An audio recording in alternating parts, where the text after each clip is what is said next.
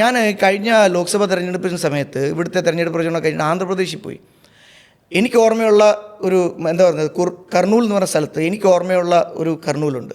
അത് കഴിഞ്ഞിട്ട് ഈ അടുത്തിടയ്ക്ക് കർണൂൽ പോയപ്പോഴത്തേക്കുണ്ടായ മാറ്റം ഞാൻ കണ്ടത് ഒറ്റ കാരണം കൊണ്ട് എന്താണെന്നറിയോ, കിയയുടെ ഒരു ഫാക്ടറി വന്നു. ഏതെങ്കിലും അതുപോലെ ഒരു കമ്പനിയുടെ ഫാക്ടറി കേരളത്തിൽ ഒരു 10 വർഷത്തിൽ വന്നതിൻ്റെ പേര് പറയാം. ഇപ്പം ഞാൻ പറയാം, കിയയുടെ കമ്പനി വന്നു, LGയുടെ കമ്പനി വന്നു, ഇപ്പോൾ നേരത്തെ പറഞ്ഞ ഗൂഗിളിൻ്റെ ഇത് വരുന്നു, ആപ്പിളിൻ്റെ മാനുഫാക്ചറിങ് തുടങ്ങി. ഞാൻ നോർത്ത് ഇന്ത്യ പോട്ടെന്ന് കോൺഗ്രസ് ഭരിച്ചിരുന്ന ഇപ്പം BJP അധികാരത്തിലിരിക്കുന്ന ആന്ധ്രാപ്രദേശിൻ്റെ കാര്യമാണ് പറയുന്നത്. എന്തുകൊണ്ട് ഈ കമ്പനികൾ കേരളത്തിൽ വരുന്നില്ല? നമ്മൾ ഫോറിൻ ഇൻവെസ്റ്റ്മെൻറ്റ് നമ്മൾ കേൾക്കാറുണ്ട്, ഫോറിൻ ഡയറക്റ്റ് ഇൻവെസ്റ്റ്മെൻറ്റ്. ഈ പുറത്തു നിന്നുള്ള കമ്പനികൾ വന്ന് ഇൻവെസ്റ്റ് ചെയ്യും. ഇതുപോലെ തന്നെ ChatGPTയോടൊന്ന് വെറുതെ ചോദിച്ചു കഴിഞ്ഞാൽ, ഞാൻ ചോദിക്കാതെ തന്നെ മറുപടി പറയാം. കേരളത്തിൻ്റെ ഫോറിൻ ഡയറക്റ്റ് ഇൻവെസ്റ്റ്മെൻറ്റ് കഴിഞ്ഞ 10 വർഷത്തിനുള്ളിൽ ഒരു 10,000 കോടി കാണും മൊത്തത്തിൽ. ഗുജറാത്തിൻ്റെ എടുത്തു നോക്കിയാൽ 3.5 ലക്ഷം കോടി ഉണ്ടാവും. എന്ന് പറഞ്ഞു കഴിഞ്ഞാൽ ഇൻവെസ്റ്റ്മെൻറ്റ് വരുന്നത് വെറുതെ അല്ല, അവനിവിടെ കൊണ്ട് പൈസ ചിലവാക്കുന്നത് വെറുതെ അല്ല.